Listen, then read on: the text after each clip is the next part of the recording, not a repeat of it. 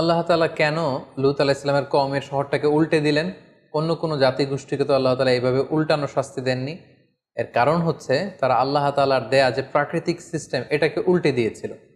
কারণ আল্লাহ তাআলার দেয়া প্রাকৃতিক বিধান হচ্ছে নারী আকৃষ্ট হবে পুরুষের প্রতি, পুরুষ আকৃষ্ট হবে নারীর প্রতি। একজন পুরুষ বিবাহ করে একজন নারীর সঙ্গ পেয়ে তার সংস্পর্শে যেয়ে সে তার ডিজায়ারকে ফুলফিল করবে। এটা হচ্ছে প্রাকৃতিক নিয়ম, একটা ন্যাচারাল ল।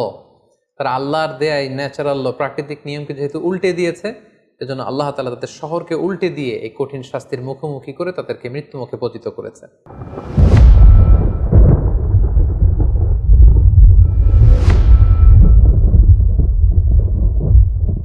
আসসালামু আলাইকুম ওয়া রাহমাতুল্লাহি ওয়া বারাকাতুহু। নাহমাদুহু ওয়া নুসাল্লি আলা রাসূলিহিল কারীম। আম্মা বা'দু ফাআউযু বিল্লাহি মিনাশ শাইতানির রাজীম। বিসমিল্লাহির রহমানির রহিম। সাইয়্যিদুনা লূত আলাইহিস সালাম আল কুরআন আল কারীমে বর্ণিত 25 জন নবীদের মধ্য থেকে তিনি অন্যতম একজন নবী। তিনি ছিলেন সাইয়েদনা ইব্রাহিম আলাইহিস সালামের ভাইয়ের ছেলে, অর্থাৎ আপন ভাতিজা। সাইয়েদনা ইব্রাহিম আলাইহিস সালাম ইরাকের বাবেল শহর থেকে যখন ফিলিস্তিনে হিজরত করেন, লূত আলাইহিস সালামও সাথে সাথে ওনার সাথে হিজরত করেছিলেন। এবং তিনিই কেবল একমাত্র মানুষ যিনি বাবেলের অধিবাসীদের মধ্য থেকে তার আপন চাচা সাইয়েদনা ইব্রাহিম আল খলিলের উপর ঈমান এনেছিলেন। আল্লাহ তাআলা বলছেন ফাআমানা লাহু লূত। ইব্রাহিম আলাইহিস সালামের উপর কেউ ঈমান আনেনি, কেবলমাত্র লূত আলাইহিস সালাম ছাড়া। ফাকালা ইন্নী মুহাজিরুন ইলা রাব্বি। আর ইব্রাহিম বললেন যে আমি হিজরত করব আমার রবের দিকে বা রবের আদেশে ফিলিস্তিন ভূখণ্ডে। লূত আলাইহিস সালামও সাথে সাথে ওনার সাথে হিজরত করলেন। পরবর্তীতে কিছুদিনের মধ্যেই আল্লাহ তাআলা লূত আলাইহিস সালামকে নবুয়ত দান করলেন এবং আল্লাহ তাআলা প্রত্যাদেশ করলেন যে হে লূত, তুমি তোমার চাচার সাথে আর ফিলিস্তিনে থাকা চলবে না, তোমাকে নবুয়ত দিয়ে ফিলিস্তিনের পাশেই জর্ডান এলাকাতে আমি প্রেরণ করছি।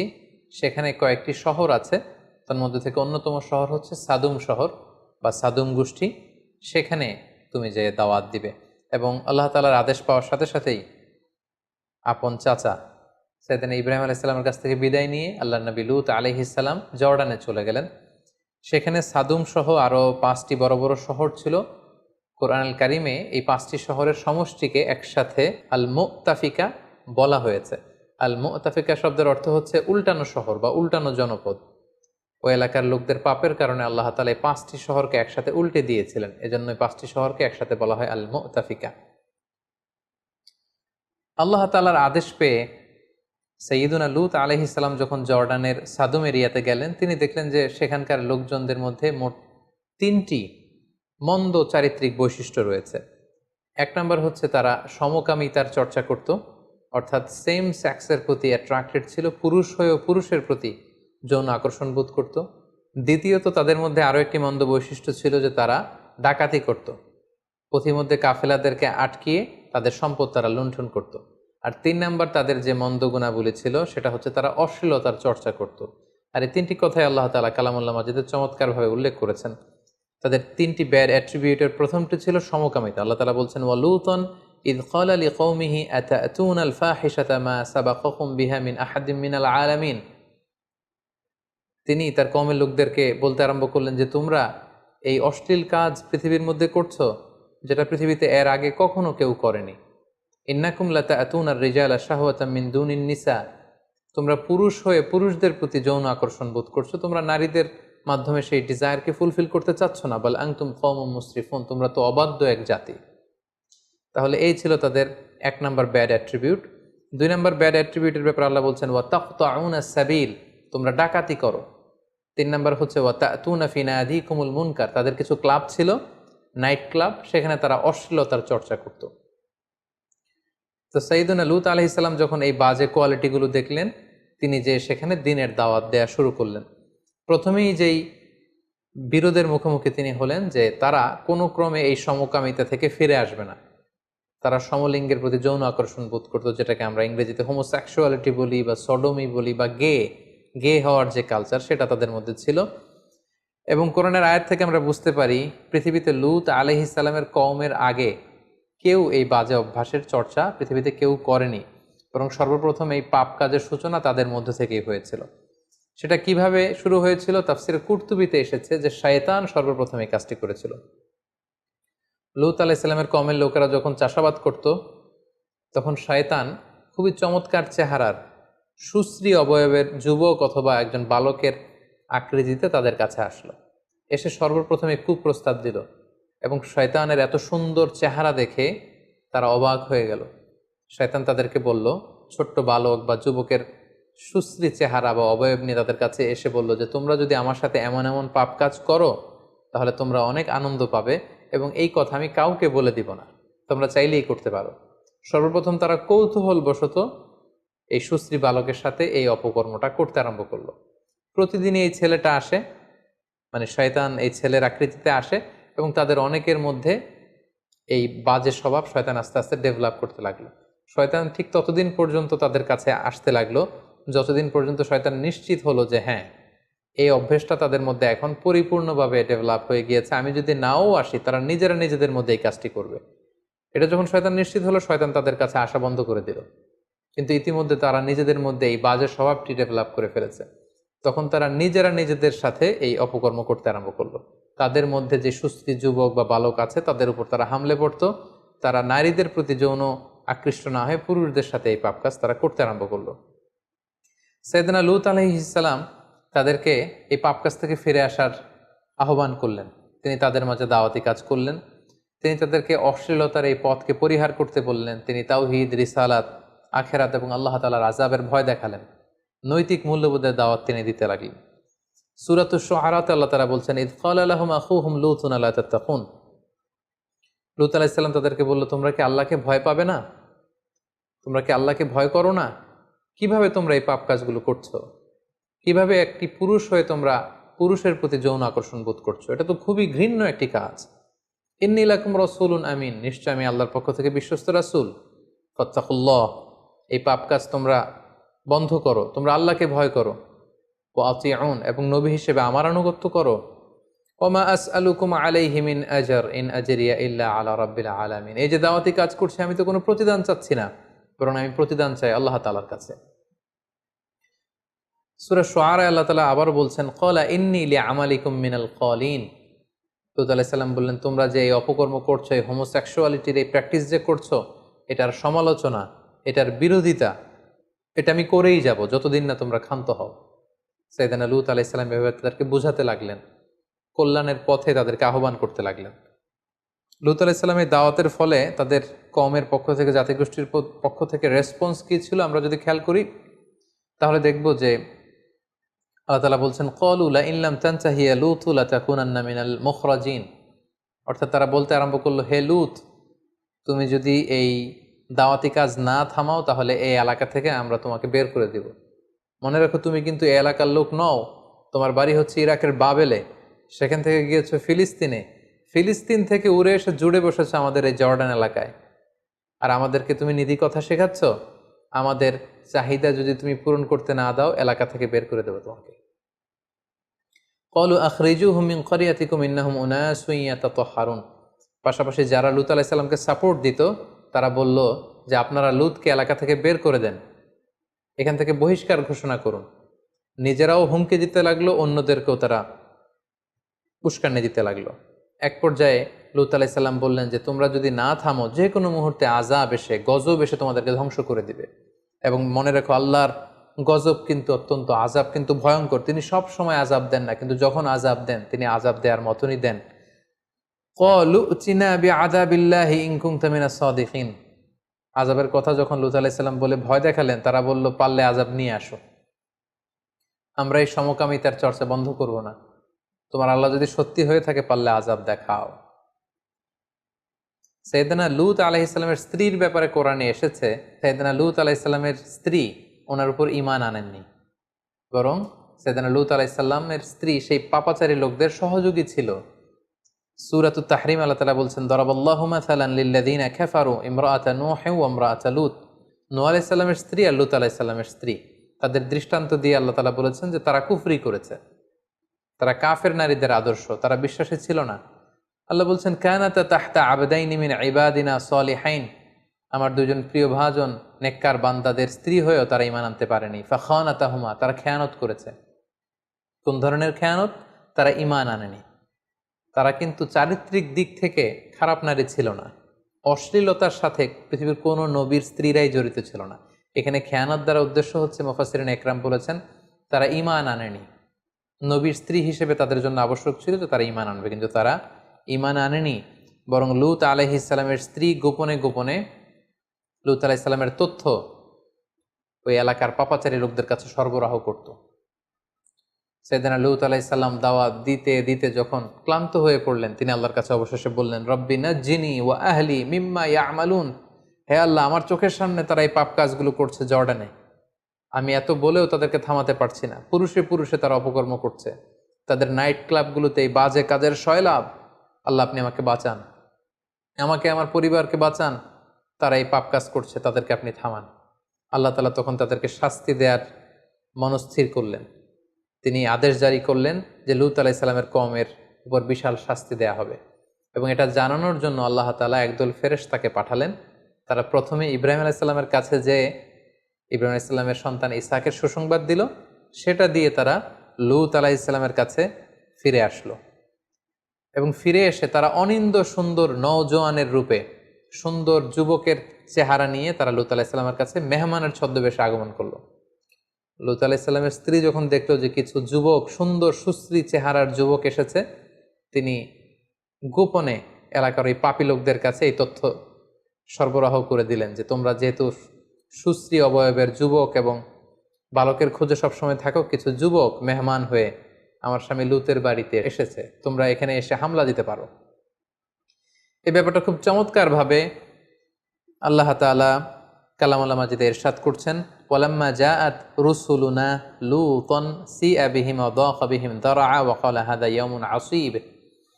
অর্থাৎ আমার ফেরেশতারা যখন লূত আলাইহিস সালামের কাছে সুন্দর চেহারা নিয়ে আগমন করলো, লূত আলাইহিস সালাম তো ভয় পেয়ে গেলেন। তিনি বললেন, হায় রে, আজকের দিনটা তো বড্ড কঠিন হবে, কারণ এত সুন্দর যুবক তারা যে আমার বাড়িতে মেহমান হয়ে এসেছে, সাদুম এলাকার পাপাচারী, অন্যায়কারী, হোমোসেক্সুয়াল প্র্যাকটিস যারা করে, তারা যদি এটা জানে, আমার কাছ থেকে তাদেরকে ছিনিয়ে নেওয়ার জন্য তো আপ্রাণ চেষ্টা করবে। আজকের দিনটা বড্ড কঠিন হবে। ওয়াজাআহু কওমুহু ইউহরাউনা ইলাইহি ওয়া মিন ক্বাবলু কানু ইয়ামালুনা সাইয়্যাত। যারা এই পাপ কাজে অভ্যস্ত ছিল, তারা হুমড়ি খেয়ে লূত আলাইহিস সালামের বাড়িতে হামলে পড়লো। চারদিক থেকে তারা আক্রমণ চালানো শুরু করলো, যে কোনো মূল্যে তারা ছিনিয়ে নেবে। লূত আলাইহিস সালাম উপায়ন্তর না দেখে ক্বালা ইয়া কওমি হাউলাই বানাতি কুন্না আতহারু লাকুম। তিনি অত্যন্ত অসহায়, আকুতি এবং কাকুতি মিনতি জানিয়ে বলল, হে আমার এলাকার লোকেরা, আমার মেহমানদের গায়ে হাত দিও না। এই যে দেখো, আমার ঘরে কিছু মেয়ে আছে, তারা তোমাদের জন্য পবিত্র। আমার মেয়েদেরকে নিয়ে যাও, তাদেরকে বিয়ে করো এবং তাদের মাধ্যমে তোমরা তোমাদের যৌন চাহিদাকে নিবারণ করো, কিন্তু আমার মেহমানকে অপদস্থ করো না। ওয়ালা তুখজুনি ফি দয়ফি, আমার মেহমানদেরকে অপদস্থ করো না। আলাইসা মিনকুম রজুলুন রশিদ, তোমাদের মধ্যে কি একজনও ভালো লোক নেই? একজন নবী কতটা অনুনয়ের স্বরে, কতটা বিপদে পড়লে এই ধরনের স্টেটমেন্ট দিতে পারেন। ক্বালু লাকাদ আলিমতা মা লানা ফি বানাতিকা মিন হক। তখন এলাকাবাসী বলল, হে লূত, তুমি তো আগে থেকে ভালো করেই জানো তোমার মেয়েদের প্রতি আমাদের কোনো আকর্ষণ নেই। নাউযুবিল্লাহ। ওয়া ইন্নাকা লা তা'লামু মা নুরিদ, আর আমরা যে কি চাই, আমরা কিভাবে আমাদের ডিজায়ারকে ফুলফিল করতে চাই, এটা তুমি ভালো করেই জানো। আমরা তোমার মেহমানদেরকে ছিনিয়ে নিতে এসেছি, তোমার মেয়েদের জন্য আসিনি। ক্বালা লাউ আন্না লি বিকুম কুওয়াহ আও আওয়ি ইলা রুকনিন শাদীদ। আফসোস করে লূত আলাইহিস সালাম বললেন, হায় রে, কোনো একটা সাহায্যকারী যদি আমার থাকতো যে আমাকে সাহায্য করবে, যার কাছে আমি আশ্রয় নিব। আল্লাহর পাঠানো ফেরেশতারা যারা যুবকের আকৃতিতে এসেছিল, ওনারা যখন দেখলেন যে লূত আলাইহিস সালাম অত্যন্ত দুশ্চিন্তা ফিল করছেন, তিনি পেরেশান হয়ে উঠেছেন, ওনাকে সান্ত্বনা দেওয়ার জন্য ক্বালু, ফেরেশতারা বলল, ইয়া লূত, হে আল্লাহর নবী লূত, আমরা কিন্তু সাধারণ যুবক নই। ইন্না রুসুলু রব্বিক, আমরা আপনার রবের পক্ষ থেকে পাঠানো আল্লাহর ফেরেশতা। ওরা তো জানে না। লাইয়াসিলু ইলাইক, আপনি ভয় পাবেন, ওরা আপনারও কিছু করতে পারবে না, আমাদেরও কিছু করতে পারবে না। আমরা এসেছি আল্লাহ তাআলার ঘোষণা শুনিয়ে দেবার জন্য। আল্লাহ তাআলা এই এলাকার উপর আযাব পাঠাবেন, ভয়ঙ্করতম আযাব। ফাআসরি বিআহলিকা বিকিতইম মিনাল লাইল, এই রাতের কিছু অংশ বাকি থাকতেই আপনি সেফ জোনে চলে যান। আল্লাহর আদেশ হচ্ছে আপনি সেফ জোনে চলে যান। ওয়ালা তালতাফিত মিনকুম আহাদ, আর যাওয়ার সময় পিছনে ফিরে তাকানো যাবে না, এটা আল্লাহর আদেশ। ইল্লা ইমরাআতাক, তবে আপনার স্ত্রীকে নিয়ে যেতে পারবেন না। আপনি আর আপনার উপর ঈমান এনেছে আপনার মেয়েরা, শুধু এরাই এলাকা ছেড়ে আপনারা সেফ জোনে চলে যান।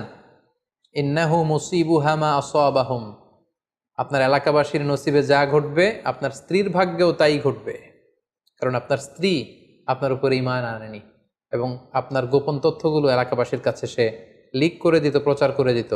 ইন্না মাওইদাহুমুস সুবহ, আর আল্লাহর বেঁধে দেওয়া, আল্লাহর ফয়সালা হচ্ছে আযাবের সময়টা হচ্ছে ফজরের সময়। ফজরের সময় হতে না হতে আযাব নেমে আসবে। আলাইসা সুবহু বিকরিব, ফজর হতে তো বেশি দেরি নেই, তাড়াতাড়ি রাতের কিছু অংশ বাকি থাকতে চলে যান। এই ঘটনা শোনার সাথে সাথে সাইয়েদনা লূত আলাইহিস সালাম ওনার মেয়েদেরকে নিয়ে সেফ জোনে চলে গেলেন এবং আল্লাহ তাআলা আযাব পাঠালেন। আযাব কি ছিল? আযাবের প্রথম ধাপ ছিল সাইয়েদনা জিবরাইল আলাইহিস সালাম এসে পাখা দিয়ে এক ঝাপটা মেরে এলাকার সব পাপীগুলোর চোখগুলোকে অন্ধ বানিয়ে দিলেন। আল্লাহ তাআলা বলছেন, ওয়ালাকাদ রাওয়াদুহু আন দাইফিহি ফাতামাসনা আ'য়ুনাহুম ফাযুকু আযাবি ওয়া নুযুর, আমি তাদের প্রত্যেকের চেহারাকে অন্ধ বানিয়ে দিলাম। পাখা দিয়ে জিবরাইল আলাইহিস সালাম এক ঝাপটা মেরে সবাইকে অন্ধ বানিয়ে দিল। ফাআখরাজনা মান কানা ফিহা মিনাল মুমিনিন, আল্লাহ বললেন আমি বিশ্বাসীদেরকে এলাকা থেকে বের করলাম। আর বিশ্বাসী কারা ছিল? শুধুমাত্র লূত আলাইহিস সালাম আর ওনার মেয়েরা। ফামা ওয়াজাদনা ফিহা গায়রা বাইতিম মিনাল মুসলিমিন, একটা মুসলিম পরিবার ছাড়া আমি একটা পরিবারও পাইনি, সেটা ছিল লূতের পরিবার। লূত আলাইহিস সালাম আর তার মেয়েরা সেফ জোনে চলে গেল। আল্লাহ তাআলা বললেন তখন আমি আসল শাস্তি পাঠালাম। সেটা কি? ফাজআলনা আলিয়াহা সাফিলাহা ওয়া আমতারনা আলাইহিম হিজারাতাম মিন সিজ্জিল, আমি এ এলাকার উপরের মাটি নিচের মাটি উলট পালট করে দিলাম। সাইয়েদনা জিবরাইল আলাইহিস সালাম পাখার ঝাপটা দিয়ে সবাইকে অন্ধ বানিয়ে দিলেন। এরপর পাখা দিয়ে পুরো জর্ডানের শহরটাকে তিনি আকাশে তুলে উপুর করে ধপাস করে জমিনে আবার ফেলে দিলেন। ফলে নিচের মাটি চলে গেল উপরে, উপরের মাটি নিচে। আল্লাহ তাআলা বললেন ওয়া আমতারনা আলাইহিম হিজারাতাম মিন সিজ্জিল, এরপর আমি উল্কা বৃষ্টি নাজিল করলাম, পাথরের বৃষ্টি নাজিল করে সালফার অ্যাসিড দিয়ে পুরো এলাকাটাকে ঝলসে দিয়ে উল্কা নিক্ষেপ করে করে পুরো জর্ডানের এই সাদুম এরিয়াটাকে আমি ধ্বংস করে দিলাম, ম্যাসাকার করে দিলাম, নাস্তানাবুদ করে দিলাম। সূরাতুন নাজম আল্লাহ তাআলা বলছেন ওয়াল মুতাফিকাতা আহওয়া, অর্থাৎ পুরো শহরটাকে উল্টে দিলেন। হি ডিস্ট্রয়েড দ্য ওভারটার্নড অ্যান্ড ওভারথ্রোন সিটিজ, এটাকে জনপদ উল্টানো শহর বলা হয়। জিবরাইল আলাইহিস সালাম পুরো শহরটাকে মানুষ সহ আকাশে তুললেন। পুরো এলাকাবাসী চিৎকার হইচই করে পুরো এলাকাটা কাঁপিয়ে তুলল। জিবরাইল আলাইহিস সালাম পুরো শহরটাকে একসাথে উঠিয়ে আবার উল্টো করে জমিনের মধ্যে তিনি উপুড় করে ফেলে দিলেন। আল্লাহ তাআলা আকাশ থেকে পাথর আর উল্কা নিক্ষেপ করতে করতে পুরো জাতিটাকে শেষ করে দিল। আল্লাহ তাআলা কেন লূত আলাইহিস সালামের কওমের শহরটাকে উল্টে দিলেন? অন্য কোনো জাতিগোষ্ঠীকে তো আল্লাহ তাআলা এইভাবে উল্টানো শাস্তি দেননি। এর কারণ হচ্ছে তারা আল্লাহ তাআলার দেয়া যে প্রাকৃতিক সিস্টেম এটাকে উল্টে দিয়েছিল। কারণ আল্লাহ তাআলার দেয়া প্রাকৃতিক বিধান হচ্ছে নারী আকৃষ্ট হবে পুরুষের প্রতি, পুরুষ আকৃষ্ট হবে নারীর প্রতি। একজন পুরুষ বিবাহ করে একজন নারীর সঙ্গ পেয়ে তার সংস্পর্শে যে সে তার ডিজায়ারকে ফুলফিল করবে, এটা হচ্ছে প্রাকৃতিক নিয়ম, একটা ন্যাচারাল ল। তারা আল্লাহর দেয়া এই ন্যাচারাল ল প্রাকৃতিক নিয়মকে যেহেতু উল্টে দিয়েছে, এজন্য আল্লাহ তাআলা তাদের শহরকে উল্টে দিয়ে এই কঠিন শাস্তির মুখোমুখি করে তাদেরকে মৃত্যুমুখে পতিত করেছে। এবং এই এলাকাটাকে নিয়ে অনেক গবেষণা হয়েছে এবং জিওলজিস্ট বা ভূতত্ত্ববিদরা ওনারা পেয়েছেন যে এখানে গন্ধকের, যেটাকে সালফার বলে, সালফারের আগুন বর্ষিত হয়েছিল এই এরিয়াতে। এবং এখানকার মাটিতে প্রচুর পরিমাণে গন্ধক পাওয়া যায়, ন্যাট্রন ও পেট্রোল তো আছেই। এই এলাকাটাতে এত বেশি গন্ধকের উপস্থিতি আছে, এটাই উল্কা পতনের একটা অকাট্য প্রমাণ বৈজ্ঞানিকদের ভাষ্যমতে, যে এখানে উল্কা পতিত হয়েছিল, যেটাকে আল্লাহ তাআলা হিজারাতাম মিন সিজ্জিল বলেছেন। এবং বর্তমানে যদি এই এলাকাতে আপনি যান, এই এলাকাটার অবস্থান বা লোকেশন হচ্ছে, এটা জর্ডান ইসরায়েল সীমান্তবর্তী একটা এলাকা এবং এটা হচ্ছে the lowest land area on earth, পৃথিবীর সবচাইতে নিম্নগামী এরিয়া, সবচাইতে নিচু এরিয়া, লো ল্যান্ড। যেহেতু জিবরাইল আলাইহিস সালাম শহরটাকে উঠিয়ে জমিনে দাবিয়ে দিয়েছিলেন, এটা পৃথিবীর সবচাইতে নিচু এরিয়া। এবং এইখানকার পানির লবণের ঘনত্ব সাগরের লবণের চাইতে কমপক্ষে 8 গুণ বেশি। আমরা জানি সাগরের পানি এত লবণাক্ত যেটা মুখে দেয়া যায় না। সাগরের পানি যতটা লবণাক্ত, এই ডেড সির পানি হচ্ছে 8 গুণ বেশি লবণাক্ত। এবং সেখানে আপনারা একটা সাগর দেখতে পাবেন যেটাকে বলা হচ্ছে ডেড সি বা মৃত সাগর, আরবিতে বলা হয় আল বাহরুল মাইয়িত। এটাকে মৃত সাগর বলা হয় এজন্য এই পানির লবণের ঘনত্ব এত বেশি যে এখানে কোনো প্রাণী জন্মায় না।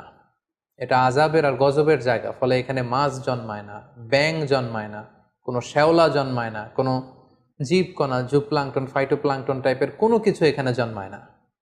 বরং এখানে লবণের ঘনত্ব, ডেন্সিটি এত বেশি, কোনো মানুষ সেখানে পড়ে গেলে ডুবেও না, তারা সেখানে ভেসে থাকতে পারে। এটা আযাব আর গজবের জায়গা। এই ছিল সাইয়েদনা লূত আলাইহিস সালামের জীবন কাহিনী। এখান থেকে আমরা কিছু লাইফ লেসন বের করতে পারি। 1 নাম্বার যে শিক্ষাটুকু আমরা পাই সেটা হচ্ছে, ইসলাম সহ পৃথিবীর কোনো ধর্মই কিন্তু অশ্লীলতাকে শেখায় না। পৃথিবীর সকল ধর্মই অশ্লীলতার বিরুদ্ধে।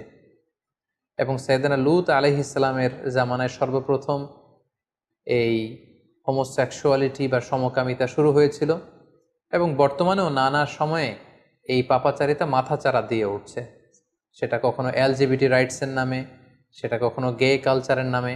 সো আমরা যারা বিশ্বাসীরা, যারা রক্ষণশীলতায় বিশ্বাসী, আমাদের সমাজে যাতে এই পাপ, পঙ্কিলতায়, আবর্জনা যাতে ঢুকতে না পারে, আমাদেরকে সচেতন থাকতে হবে। কারণ আমরা জানি যে ইসলাম হচ্ছে একটা ওয়েলফেয়ার লেজিসলেশন।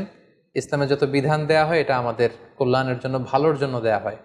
এবং ইসলামী শরিয়া অনুযায়ী এই হোমোসেক্সুয়ালিটি এটা মারাত্মক শাস্তিযোগ্য একটি অপরাধ, এটি কবিরা গুনাহ, এবং সর্বসম্মতিক্রমে এটি হারাম। দ্বিতীয় যে ব্যাপারটি আমরা বলবো সেটা হচ্ছে, এই যে সমকামিতার সমস্যা, পৃথিবীর ইউএস সহ ইউরোপের অনেক দেশে আপনারা শুনবেন যেটাকে লিগালাইজ করা হয়েছে। ইউরোপের অনেক স্টেটে, ইউএসের অনেক স্টেটে, ইউরোপের অনেক দেশে, এবং এটা নিয়ে অনেক আন্দোলন চলছে। এটা বেসিকলি গবেষকদের কথা অনুযায়ী এটা একটা মনস্তাত্ত্বিক সমস্যা, এবং এটা হচ্ছে বেসিকলি বিকৃতভাবে গড়ে ওঠা একটা যৌন আকর্ষণ।